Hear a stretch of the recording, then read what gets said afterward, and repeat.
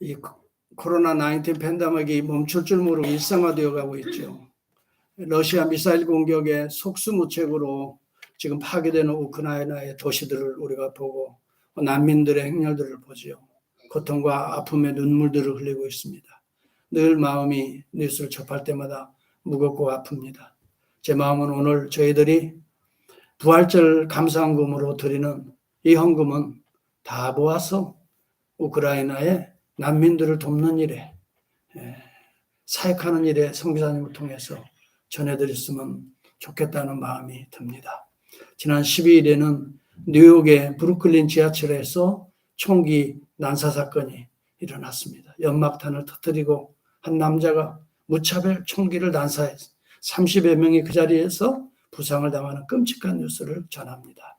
온 지구촌이 이렇게 어둠의 세력으로 덮여 있는 가운데 좋은 소식이 들리지 못하고 있는 이런 상황에서 오늘 우리 주님이 죽음의 권세를, 죄의 권세를 이기시고 사망 권세 이기시고 세상 권세를 깨뜨리신 이 주님의 부활의 소식이야말로 최고의 소식이고 기쁨의 소식이고 복음의 소식입니다. 누가 여러분 죽음의 문을 열 수가 있습니까? 누가 사망의 문을 열 자가 있겠습니까? 이 세상에는 그 어느 누구도 사망의 문을 연 자도 없고 열 자도 없었고 앞으로도 열 자는 없습니다.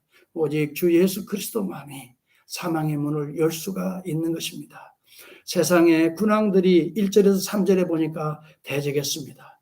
어찌하여 여러 민족이 분노하며 민족들이 헛된 일을 꾸미는가? 예수 그리스도의 이 놀라운 구속의 사역을 대적하고 방해하는 자들은 헛된 일이라고 규정하고 있습니다.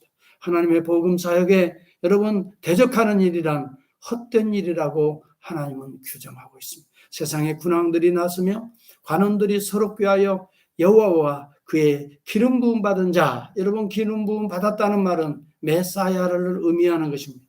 여러분 이 기름 부음을 받았다는 것은 그리스도라는 말입니다. 그리스도를 대적한 메시아를 어찌하여 대적하며 우리가 그의 맨 것을 끊고 그의 결박을 벗어버리자 하는도다.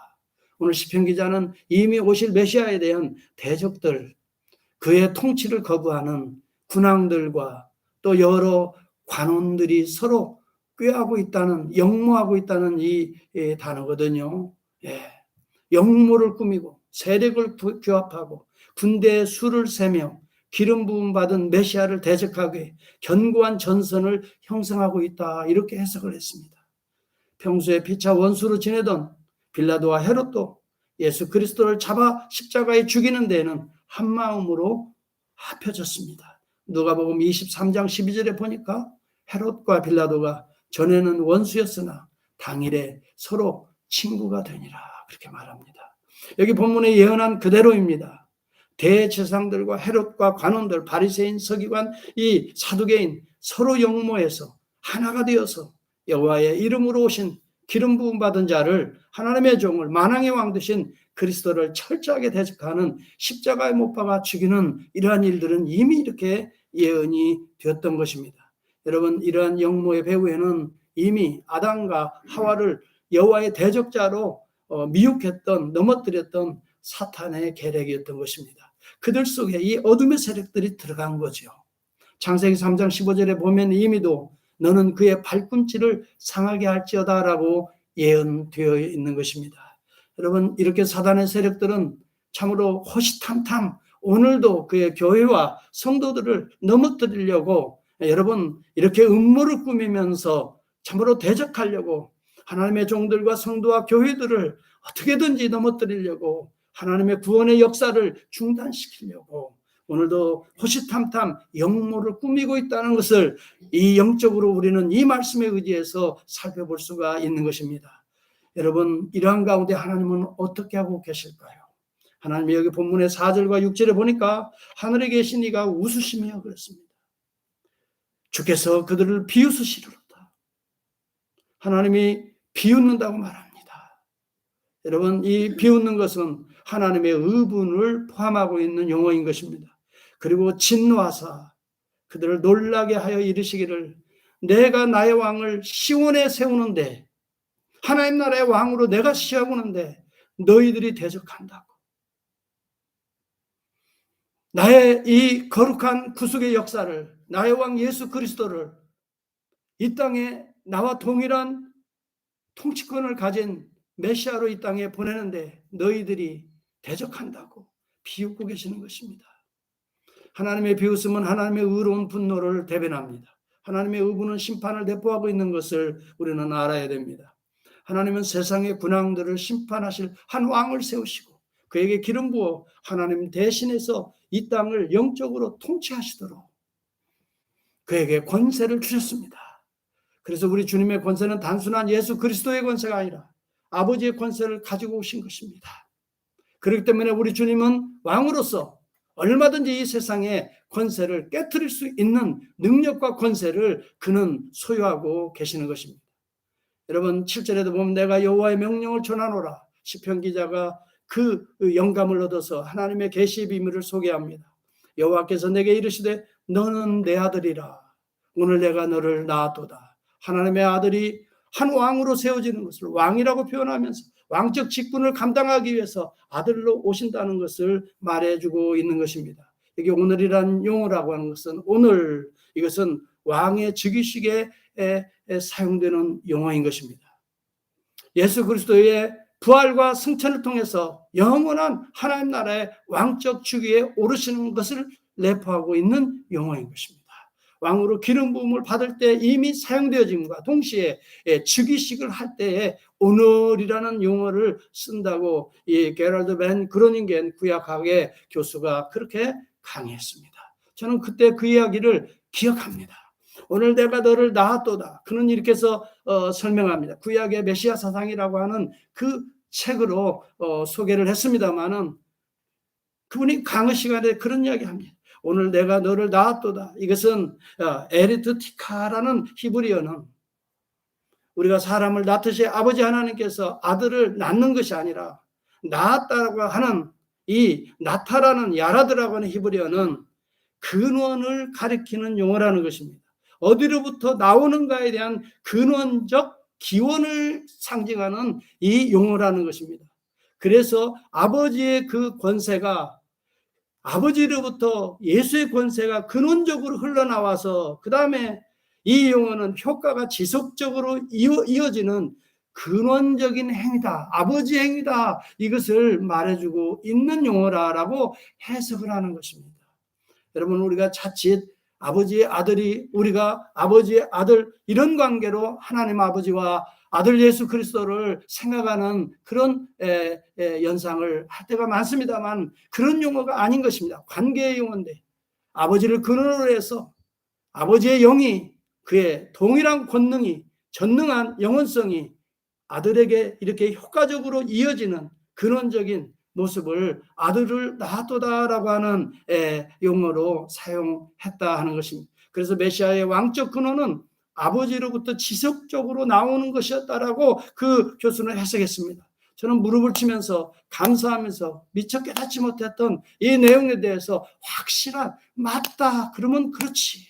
아버지의 왕권의 권위가 예수 그리스도에게 기름 부음을 통해서 메시아에게 위임되고 있는 거죠. 그러므로 아버지의 왕적 권세, 통치의 권세는 그리스도를 통해서 효과적으로 계속 지속된다 하는 것입니다. 예수 그리스도는 홀로 나온 것이 아니라 아버지의 권한을 통해서 아버지의 왕적 권위를 가지고 그 권세와 능력을 가지고 이 땅에 오셨다 이 말입니다. 이런 의미로 다윗의 왕권이 영원할 것이다 라고 하는 영원할 것이다 라고 하는 말의 용어와 동일한 용어를 쓰고 있다는 것입니다. 여러분 우리는 알아야 됩니다. 이러한 예수 그리스도 메시아를 대적하는 행위는 그의 근원 대신 여호와를 대적하는 행위라 하는 것입니다.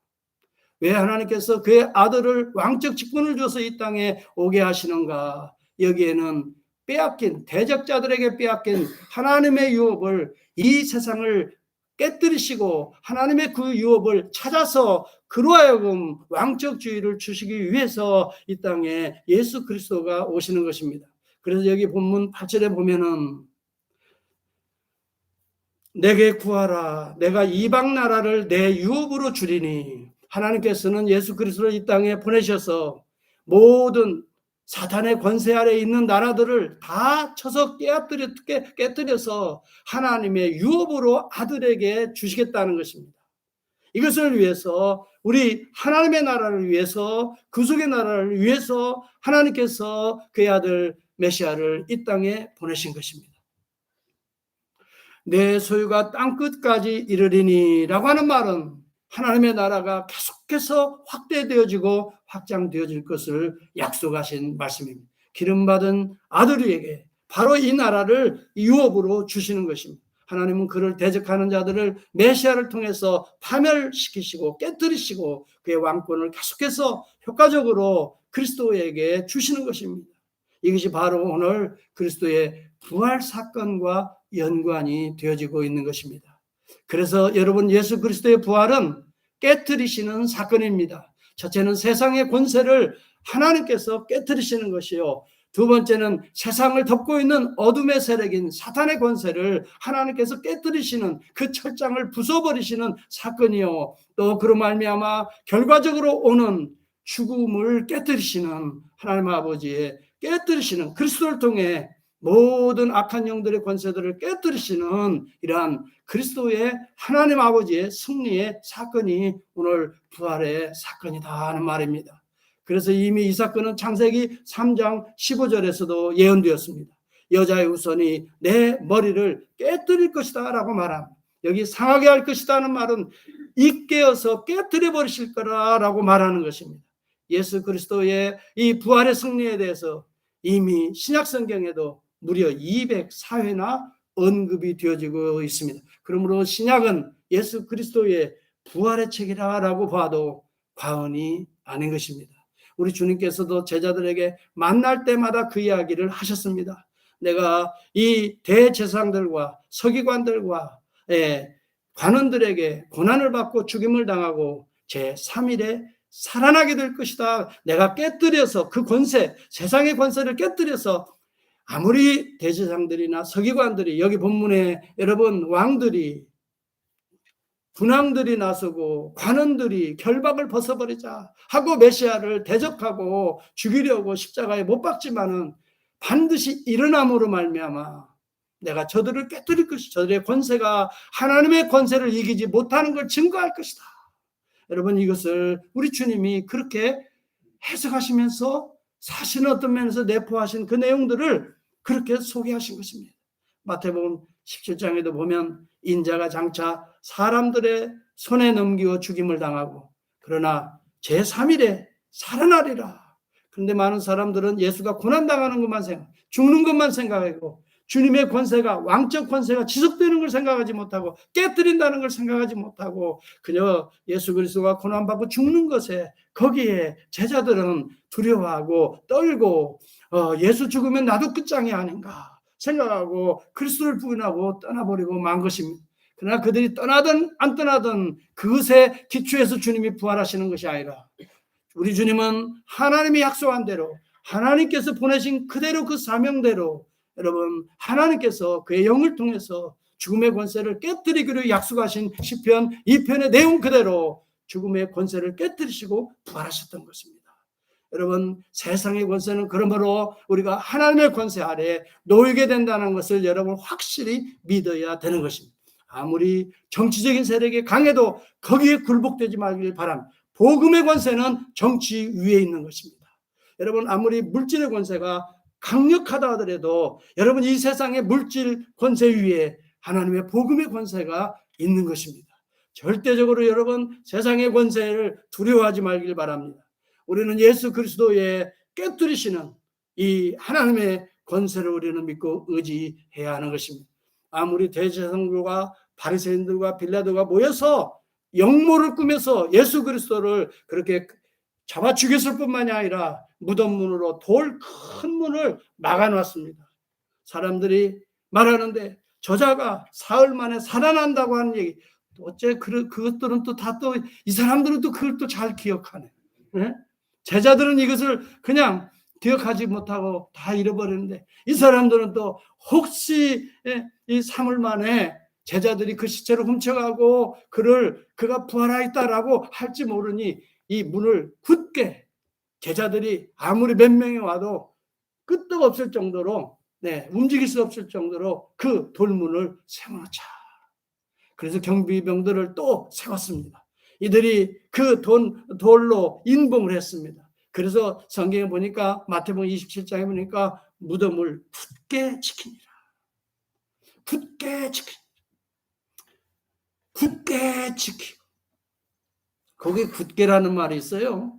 아주 철저하게라는 말입니다. 한침에 빈틈도 없이 철저하게. 군사들을 동원해서 예수의 무덤을 지켰지만 하나님의 권세는 군사들의 권세, 세상의 권세, 권력자들의 권세를 일순간에 깨뜨리고 아버지 하나님의 은혜로 능력으로 예수 그리스도는 부활하신 것입니다. 여기 본문의 9절에 그 내용이 기록되어 있습니다. 내가 철장으로 저희를 깨뜨리며. 여러분, 그들은 무기를 가지고 무덤문을 지켰을지 모르지만 하나님의 철장을 이길 자가 없는 것입니다. 질그릇같이 부스리로다. 여러분, 우리가 의지할 대상은 세상이 아니라는 걸 알아야 됩니다. 정치의 세력도 아닙니다. 사실 돈의 세력도 아닙니다. 뭐 좀 있고 권세 있다고 여러분 의지의 대상으로 보지 말길 바랍니다. 그 위에 그 높은 권세를 가지신 주님을 바라보지 못한다면 우리는 세상 사람들 뭐 좀 있으면 거기에 아부하고 거기에 굽신거리고 거기에 쫄기도 하고 그에 두려워하게 돼요. 예수 그리스도 등 뒤에서 하늘의 권세로 나를 지키고 있는데 무엇 때문에 우리는 두려워하고 쫄고 그저 벌벌 떨고 그럽니까? 여러분은 누구를 두려워합니까? 하나님의 권세의 철장을 가지고 이 세상의 권세를 깨뜨리시는 주님의 권세를 두려워해야 됩니다. 오히려 경유해야 합니다. 무엇을 염려합니까? 여러분, 역사를 봅시다. 로마가 그렇게 기독교를 비박했습니다. 메시아 기름 부음 받은 자를 대적했습니다. 얼마나 많이 죽였습니까? 그런데 300년도 못 갔습니다. 여러분, 323년 기독교는 이 로마의 국교가 됩니다. 하나님께서 그들의 권세를 깨끗하게 깨뜨리시. 하나님은 침묵만 하고 계시는 하나님이 아니신 걸 역사는 증거하고 있지 않습니까? 독일의 히틀러가 나치당을 조직해가지고 수많은 기독교인들을 학살하고 전쟁을 2차 대전을 일으키고 600만 유대인을 학살하고, 그러나 하나님이 침묵만 하시는 게 아니에요. 1945년 8월 15일에 양손 들게 하고 2000년대에 이르러서 기독교 목사의 딸이었던 메르켈을 총리로 세워서 무려 20여 년을 통치하게 함으로 다시 복음적인 나라로 회복되어 가는 것을 우리는 보고 있지 않습니까? 여러분, 우리는 기억해야 합니다. 우리 눈에, 지금 눈에 보이지 않는다고 하나님의 역사를 보지 못한다면 우리는 때때로 답답해하고 때때로 안타까워하고 때때로 좌절하고 절망할 수 있지만 하나님은 침묵하시는 하나님이 아니십니다. 여러분, 한국 교회를 보고 조국 교회를 보고 그 역사를 보고 미국의 역사를 보고 또 여러 환경의 역사를 보면서 우리는 너무 낙심하지 맙시다.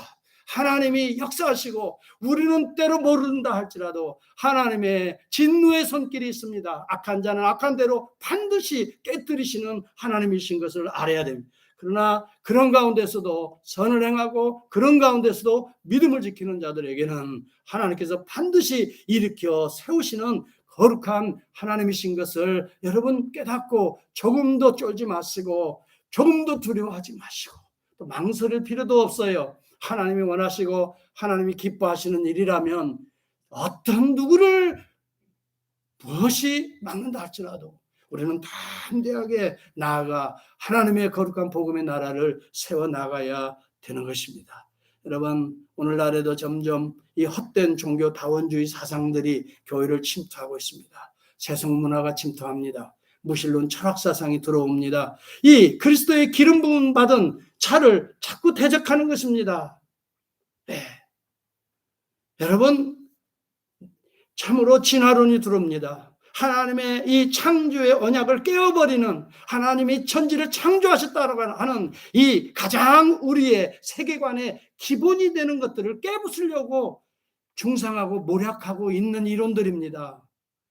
여러분, 창조 언약을 깨어버리는 동성애를 보십시오. LGBT를 보십시오. 낙태와 안락사 등의 사상들이 하나님을 대적하는 역모를 지금 꾀하고 있습니다. 그러나 하나님은 그런 순간 비웃으시고 계시다는 것을 우리는 알아야 됩니다. 철장으로 깨부실 때가 있다는 것입니다. 그런 이론이나 그런 사상에 여러분 우리는 붙들려서는 안 되는 것입니다. 문화와 사상들은 사람들이 만들어내는 것이지만 하나님의 이 말씀은 하나님이 근원이 되어서 오시는 예수 그리스도의 왕 되신 통치가 하나님의 말씀을 통해 지속적으로 효과를 가지고 있는 것입니다. 그러므로 우리는 예수 그리스도의 이 복음의 내용들을 굳게 붙들고 복음과 유배되는 것들은 하나님을 의지하면서 과감하게 물리쳐야 되지, 세상 문화에 우리가 젖어간다든지 타협한다든지, 여러분 이것은 하나님의 진노와 오히려 하나님의 비웃음을 받는 사건인 것을, 그런 사상들인 것을 우리는 알아야 됩니다. 이 시대를 보면서 때때로 그리스도의 말씀대로 살려고 이런 복음적 설교를 하는 목사들을 시대에 뒤떨어진 목사로 여러분 낙인을 찍기도 하고, 그렇게 손가락질을 하기도 하고, 여러분 그러나 그렇지 않습니다. 고린도후서 10장 5절에 보면 모든 이론을 파하며 하나님 아는 것을 대적하여 높아진 것들을 다 어떻게 하여 파하고 그랬습니다. 모든 세상의 문화와 이론들입니다. 하나님 아는 것을, 성경을 대적하여 높아진 교만한 것들을 다 깨트리고, 이 말이 파한다는 말, 여기에 깨트린다는 표현들이 이렇게 써 있어요. 철장으로 깨트리라. 예수 그리스도가 가진 그 하나님이 주신 권세로 깨뜨리라 이 말이에요.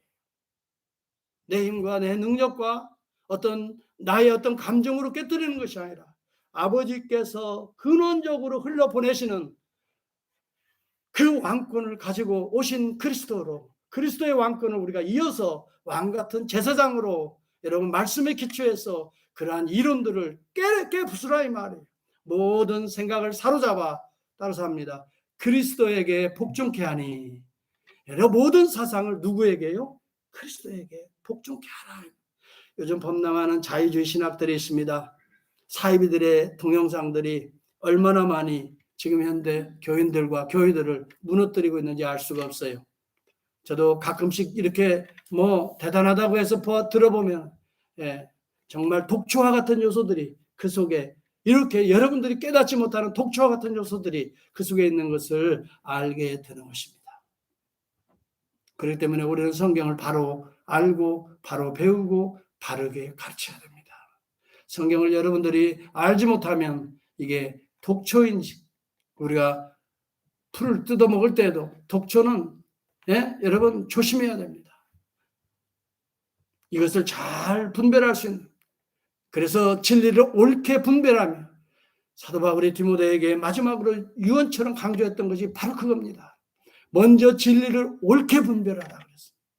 옳게 분별하며 부끄러울 것이 없는, 이건 윤리적인 것입니다. 부끄러울 것이 없는 하나님의 일꾼으로 인정된 자로, 누구에게? 하나님 앞에 인정된 자로. 여러분 우리 모두는 이것이 목사에게 주어진 이야기만이 아닙니다. 여러분도 개개인이다 하나님 앞에 그 내용에 대해서, 그 말씀에 대해서 여러분 얼마나 지키고 얼마나 그런 결실이 있는지를 다 물어볼 것입니다. 나에게 주신 메시지만은 아닙니다. 진리를 여러분 옳게 분별하십니까? 그리고 하나님과 사람 앞에 부끄러움이 없는 일꾼으로 인정된 자로 여러분 힘쓰고 있습니까? 모든 이론들을 우리가 성경적인 원리에 의해서 제대로 파하고 있습니까? 깨트리고 있습니까? 거기에 목숨을 내놓고 있습니까? 사랑하는 성도 여러분, 코비드 역병도 두려워할 것이 아닙니다. 우리가 최선을 다해서 방역하며 참 우리 나름대로 주의를 기울여야 되는 건 기본적이고 자연적인 거고 의술적인 거기 때문에 우리가 준수하고 지켜야 됩니다. 그러나 더 근본적인 말씀을 우리는 접근해야 됩니다. 어떻게 코비드-19을 이길 수 있습니까? 여기에도 하나님의 손길이 있다는 것입니다. 역대하 7장에 보면 홍내가 하늘을 닫고 비를 내리지 아니하거나 메뚜기들과 토산을 먹게 하거나 혹 역병이, 전염병이 내 백성 가운데 유행하게 할 때에 내 이름으로 일컫는 내 백성이 그들의 악한 길에서 떠나 스스로 낮추고 기도하여 내 얼굴을 찾으면 내가 하늘에서 듣고 그들의 죄를 사하고 그들의 땅을 고칠지라라고 말합니다. 여러분 이 역병은 오늘 그리스도인들이 하나님 앞에 돌아와야 될 회개의 기회인 것입니다. 스스로 낮출 수 있는 기회인 것입니다. 그래서 하나님의 얼굴을 찾아야 되는 것입니다. 그리고 주님 앞에 내 모습을 비춰봐야 되는 것입니다. 역병을 가지고 이런저런 원리와 여러분 어떻게 하면 방지할 수 있을까? 여러분 그건 과학자들이 논할 수 있는 이야기지만 그러나 우리는 신앙인으로서 하나님 앞에 먼저 이 또한 하나님의 손길 가운데 이루어지는 역사입니다. 하나님 앞에 기도하고 겸손히 저와 여러분이 낮아져야 되는 것입니다. 우리는 높아질 때는 하나님이 낮추시는 것을 깨달아야 해요. 그리고 오늘 이 시대 교회들이 특별히 성도들과 목회자들이 낮춰야 합니다. 하늘 무서운 줄 모르고 올라가고 있는 모습을 보고 있지 않습니까? 여러분 우리 주 예수 그리스도는 이 땅의 세상의 권세를 깨뜨리시는 부활의 사건이에요. 두 번째는 죄악의 권세를 깨뜨리시는 부활의 사건입니다. 여러분 이 세상의 악한 영들은 다 죄를 근원적으로 하고 죄의 삭은 사망입니다. 여러분 사망이 오고 주님이 죽으시고 무덤 문에 갇히신 것은 그 근원적인 것은 죄에 있었던 것입니다. 그래서 이 부활이라고 하는 것은 사실 사망을 가져온 죄의 근원 뿌리째 깨뜨리시는 것입니다. 그러므로 예수 그리스도의 부활은 죄를 깨뜨리시는 사건으로 저는 봅니다.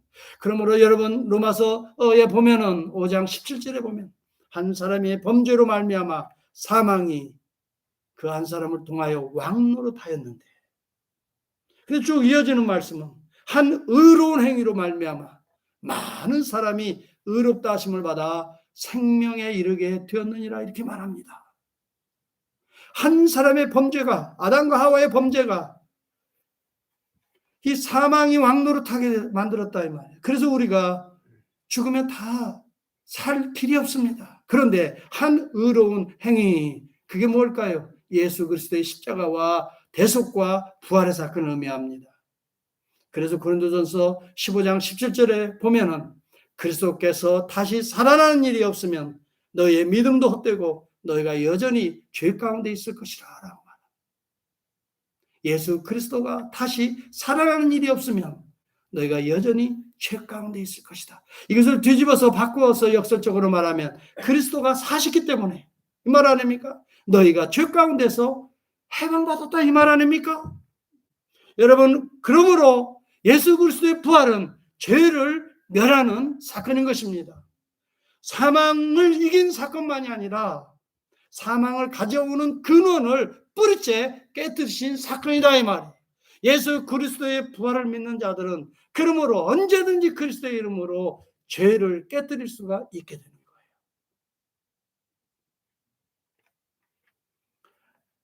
로마서 4장 25절에도 보면 예수는 우리의 범죄함을 인하여 내어줌이 되고 또한 우리를 의롭다 하심을 위하여 살아나셨느니라. 여러분 우리가 의롭다 하심을 위하여 살아나셨느니라. 의라고 하는 것은 죄를 페이오프하고 난 다음에 우리에게 주어지는 하나님의 의를 말하는 것입니다.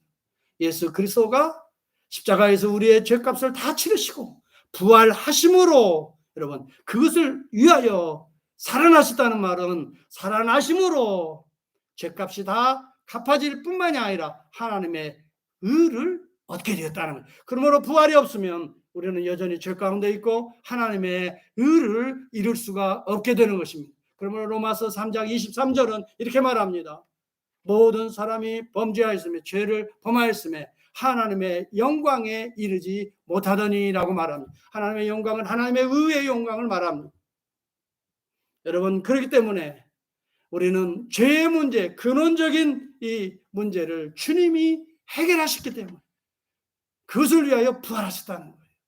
여러분 예수 부활은 죄를 깨뜨리시는 사건입니다. 여러분 그러므로 예수 그리스도 안에 있는 자는 결코 정죄함이 없습니다. 로마서 8장 1절에도 그리 말합니다. 그러므로 이제 예수 그리스도 안에 있는 자에게는 결코 정죄함이 없다. 하나님 앞에 섰을 때 예수의 이름으로 쓰게 됩니다. 우리는 우리의 의를 가지고 천국에 갈 자가 없습니다. 그리스도의 의를 덧입고 가기 때문에 그리스도의 의로 우리는 의롭다 지금은 칭함을 입고 그때는 그 의로 여러분 하나님 앞에 서게 되는 것입니다.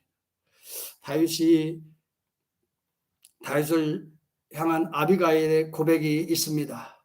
사무엘상에 보면은 내 주의 하나님 여호와께서 생명싸개로 당신을 쌌다 이런 표현을 씁니다. 생명싸개로 쌌다. 하나님의 종들은 생명싸개로 쌓고 계시다. 이 고백도요, 제가 보면 하나님의 계시의 비밀을 깨달은 여인의 고백에 너무나 여기에서 다윗이 은혜를 받아요. 하나님이 당신을 하나님의 생명싸개로 쌓았다. 너무 은혜를 입어 그 깊은 의미를 알았어요. 그리고 나중에 이 고백을 했던 여인이 다윗의 처가 됩니다. 그냥 다윗의 처를 삼는 게 아니에요. 다 하나님의 여종인 것을 깨닫게 되는 거예요. 하나님의 여종을 통해서 다윗이 그 어려움을 당할 때에 생명싸개로 쌓게 되는 이 놀라운 계시의 비밀에 용기를 얻고 믿음을 가지고 어려움을 이겨냈습니다. 여러분, 오늘도 마찬가지입니다. 생명싸개라고 하는 것은 부활의 생명인 것입니다. 예수 그리스도가 죽어 계시면은 생명싸개는 없는 것입니다. 죽은 자가 어떻게 생명싸개입니까? 죽은 시체나 싸는 것이죠. 그러나 예수 그리스도는 생명, 다시 말하면 부활하셨기 때문에 생명싸개가 되시는 것입니다. 오늘 주께서는 그의 영을 우리에게 보내주셔서 우리를 다 그렇게 생명싸개 아래로 보호하시고 싸주시는 것입니다. 그렇기 때문에 어떤 위험 속에서도 우리는 보호받을 수가 있는 것입니다. 아다나시우스가 있습니다. 그리스도가 하나님의 피조물이라고 주장하는 아리우스파와 싸워서 마침내 삼위일체 교리를 확립했던 AD 한 4세기경의 인물입니다. 하나님이 그를 생명싸개로 다 보호하십니다. 종교개혁자 마틴 루터가 있습니다. 그 거대한 행위구원을 주장했던 가톨릭과 싸워서 은혜로 말미암는 믿음으로 구원받는 이신칭의의 교리를 확립했던 그를 하나님이 생명싸개로 다 보호하셨습니다. 사람들을 통해서, 프레드릭 선제후를 통해서. 그래서 그는 자기의 이름을 숨기고 마틴 루터라는 이름을 숨기고 한스라는 이름으로 농부로 변장해서 그 속에 바르트부르크 성에 숨어서 성경을 번역했습니다. 독일어로 번역하면서 이 성경이 많은 백성들에게 또 번역되고 다른 나라 언어로 또 번역되면서 종교개혁은 불이 확 타올라 오늘 우리의 개신교의 뿌리가 되었던 것입니다. 하나님이 보호할 자들은 이렇게 보호하시는 것입니다. 칼빈도 마찬가지입니다. 수많은 위험과 또 그는 육신적으로 너무나 질병이 많았습니다. 그런데도 불구하고 하나님이 생명싸개로 딱 쌓아주셨습니다. 오늘도 우리의 기독교 신학의 대기초가 되는 기독교 강요를 그 시대에 저술했습니다. 27살입니다. 여러분 생각해 보십시오. 27살에 어떻게 그렇게 그 놀라운 기독교의 고리를 확립했을까? 참으로 우리는 하나님이 도우시고 하나님이 이렇게 생명싸개로 보호하신다. 하물며 여러분이 하나님이 보호하시지 않겠습니까? 여러분 이런 확실한 부활신앙이 있어야 될 줄을 믿습니다. 조금 어렵다고요. 조금 힘들다고요. 하나님이 안 계신 것처럼 낙심하고 절망하지 마세요. 예수 그리스도를 죽음에서 죽은 문을 깨뜨리고 사망 권세의 문을 깨뜨리시고 사단의 권세까지도 깨뜨리시고 죄의 문까지도 다 깨뜨리시고 살게 하신 생명싸개로 살게 하신 그 하나님께서 오늘 그리스도 안에서 저와 여러분을 하나 건지시지 못하겠습니까? 죄로부터 여러분 건지시지 못하는 하나님이십니까? 이 환경으로부터 여러분 건지시지 못할 그런 무능한 하나님입니까? 그렇다면 나는 그 하나님을 믿지 않겠습니다. 그런 무능한 하나님이라면 저는 그 하나님을 신뢰하지 않겠습니다. 그러나 저는 그 하나님만이 유일한 생명싸개임을 믿기 때문에 오직 어떤 환경이 있어도 그분만을 믿고 의지하고 오늘도 내가 죄와 싸워서 이겨낼 수가 있는 그 이름 예수 그리스도입니다. 여러분 우리가 내 힘을 가지고 여러분 내 능력을 가지고 죄와 싸워 이길 자는 아무도 없습니다. 그러나 예수 그리스도의 이름으로 명하노니 더러운 미혹되는 이런 악한 영아 물러가라. 여러분 담대하게 물리치세요. 여러분 아담과 하와를 미혹했던 그 더러운 영들은, 사탄의 영들은 오늘도 이 호시탐탐 우는 사자처럼 먹이를 찾으면 그냥 삼켜버리려고, 한 사람이라도 넘어뜨리려고 여러분들을 주변에서 어슬렁거리고 그리스도의 이름으로 물리쳐야 돼요.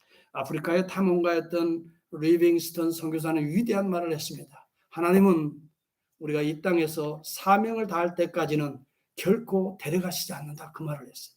저는 이 말씀에 얼마나 도전이 됐는지 모릅니다. 내 생명도 하나님께 달려있구나. 사명이 끝나면 데려가시지만, 그렇죠, 하나님의 계획 속에 사명이 있는데 왜 데려가시지? 하나님은 실수의 하나님이 아니시잖아요. 그렇죠. 우리를 건강을 주고 우리에게 호흡을 주시는 것은 하나님이 우리를 향한, 비록 내가 볼 때는 빛이 내 보이고 내가 볼 때는 양이 안 차고 성이 안 차고 부족한 것 투성이지만은 하나님이 보실 때는 존귀한 자를, 그래도 내가 너를 쓴다. 내가 쓰는 것은 네 지혜를 쓰는 게 아니라 나의 지혜를 너에게 주었어. 네 힘을 쓰는 게 아니라 나의 능력을 너에게 주어서 이 근원적인 하나님의 행위를 내 안에 우리에게 주어서, 바로 이것이 예수 그리스도를 보내셨던 이유고 그리스도의 이름으로 우리를 보내시는 하나님의 마음이고 뜻인 것입니다. 그렇기 때문에 하나님이 불러가실 때까지는 우리에게 따라서 합시다. 사명이 있습니다. 하나님 우리를 불러가시기 전까지는 사명이 있다는 걸 의미하고 있는 것입니다. 옆에 분들하고 인사합시다. 사명이 있습니다. 예, 분명히 사명이 있습니다.